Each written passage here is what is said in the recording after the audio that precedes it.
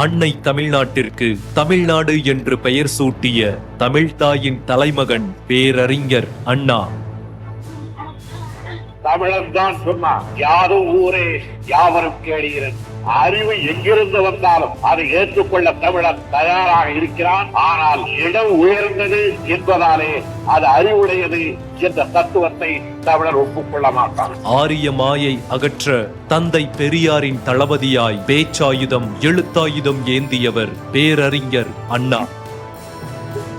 நாடகங்கள், திரைப்படங்கள், நாவல்கள், சிறு கதைகள் என்று சீர்திருத்த கருத்துக்களை விதைத்து கலை இலக்கியத்தின் முகம் மாற்றிய வீரியமிக்க படைப்பாளி. மாலை நேர பல்கலைக்கழகங்களாய் மாநாடுகளையும் பொதுக்கூட்டங்களையும் மாற்றி காட்டிய பேச்சாற்றல் மிக்க பெருந்தகை. என்னுடைய லட்சிய பயணத்திலே நான் போக வேண்டிய தூரம் நெடும் தூரம், நான் பட வேண்டிய கட்டங்கள் ஏராளம், நான் சிந்த வேண்டிய ரத்தமும் ஏராளம். இதற்கு நான் என்னை தயாரித்துக் கொண்டிருக்கிறேன் தவிர வெறும் ஓட்டுக்காக இருக்கிறேன் என்று அருள் கூர்ந்து கருத வேண்டும்.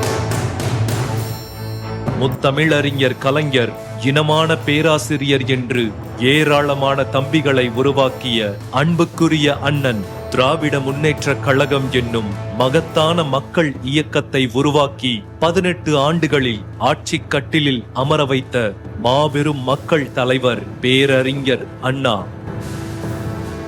இந்தி திணிப்பு என்னும் இருட்டு இந்தியாவை சூழ்ந்தபோது தமிழகத்தை சூழாமல் தடுத்து நிறுத்தியவர் அறிஞர் அண்ணாதான்.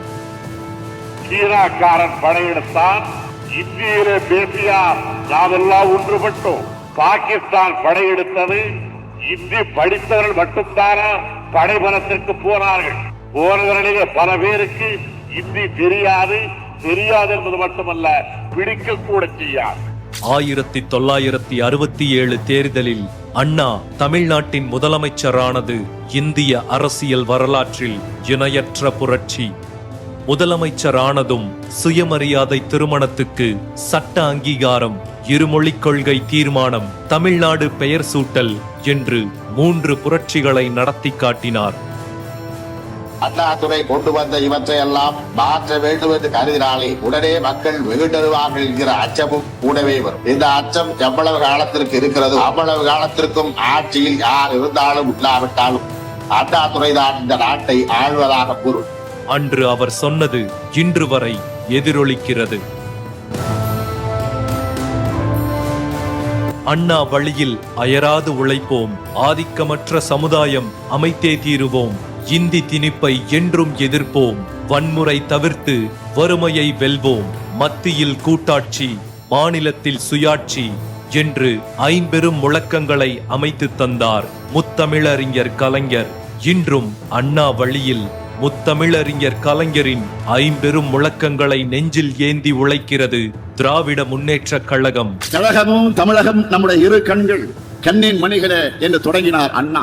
அண்ணா வழியில் அயராது உழைப்போம், கலைஞரின் கட்டளையை கண்போல் காப்போம். அண்ணா வாழ்க, அவர் மூட்டிய தீ பரவட்டும். கழகத்தை தொடங்கும் போது அண்ணா எந்த கொள்கையை உருவாக்கி தந்தாரோ அந்த மொழியுரிமை காக்க, மாநில உரிமைகளை நிலைநிறுத்த, மதச்சார்பின்மை காக்க அயராது உழைக்கும் நம் கழக தலைவர் முத்துவேல் கருணாநிதி ஸ்டாலின் அவர்களை மீண்டும் முதலமைச்சராக்கி திராவிட மாடல் ஆட்சியை தொடரச் செய்ய பேரறிஞர் அண்ணா பிறந்த நாளில் உறுதியேற்போம்.